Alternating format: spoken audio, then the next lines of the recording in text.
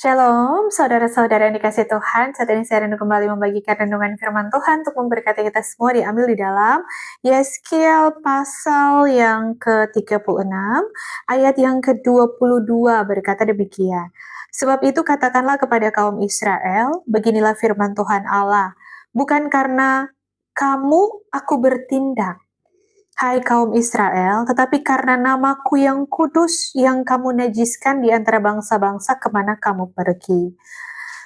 Judul perikopnya adalah pembaruan Israel.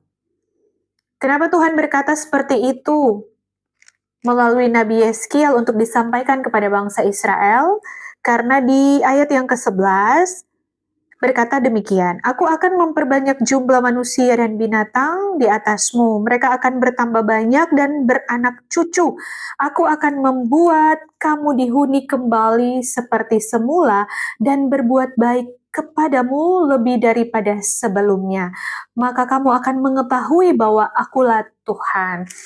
Tuhan berjanji akan terjadi pemulihan kembali bagi bangsa Israel ketika selesai mereka di dalam pembuangan selama 70 tahun. Ini janji Tuhan kepada bangsa Israel. Dan Tuhan berkata, Tuhan bertindak seperti itu bukan karena kamu, kata Tuhan, tapi karena namaku. Apa yang bisa kita pelajari dari firman Tuhan pada hari ini? Jika pada saat ini kita diberkati Tuhan, jika pada saat ini kita dipromosikan oleh Tuhan, jika saat ini kita lagi diangkat oleh Tuhan di dalam kehidupan kita, kita harus ingat, bukan karena perbuatan kita. Jangan pernah kita berpikir bahwa, oh karena ketekunan saya di dalam doa, oh karena saya berpuasa, oh karena saya, dan lain sebagainya.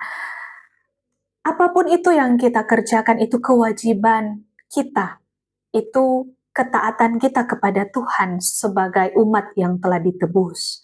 Tapi untuk Tuhan bertindak mengangkat hidup kita, itu untuk nama Tuhan dipermuliakan di dalam hidup kita. Jadi bukan karena kita, bukan karena kita berpuasa, bukan karena kita rajin melayani, bukan karena kita selalu berdoa, bukan. Tapi karena Tuhan adalah Allah yang layak dipermuliakan di dalam hidup kita. Makanya Tuhan mengingatkan kembali kepada bangsa Israel di ayat yang ke-32. Bukan karena kamu aku bertindak. Jadi ketika Tuhan memulihkan bangsa Israel, bukan karena bangsa Israel, karena bangsa Israel kalau melihat bangsa Israel, terlalu banyak hal yang mereka lakukan yang menyakiti hati Tuhan. Tapi kenapa Tuhan memulihkan mereka? Karena Tuhan mau mempermuliakan nama Tuhan di tengah-tengah hidup mereka. Dikatakan, demikianlah firman Tuhan Allah, ketahuilah itu. Ketahuilah itu. Jadi kita harus tahu bahwa kita ini yang dahulunya mungkin hidupnya biasa-biasa, tapi sekarang diangkat Tuhan bukan karena kita, tapi karena Tuhan dipermuliakan di dalam hidup kita.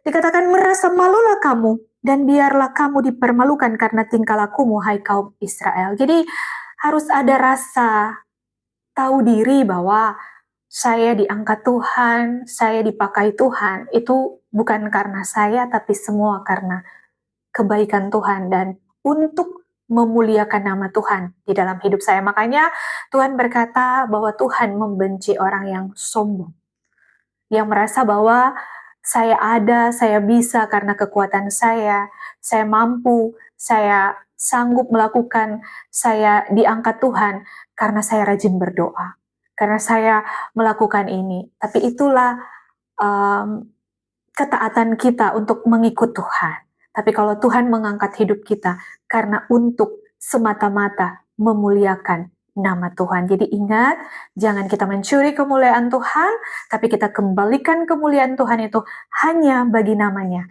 Karena hanya bagi dialah kemuliaan, pujian, penghormatan hanya untuk Tuhan. Kita kembalikan semua hormat dan kemuliaan hanya bagi nama Tuhan. Jangan pernah mencuri kemuliaan Tuhan.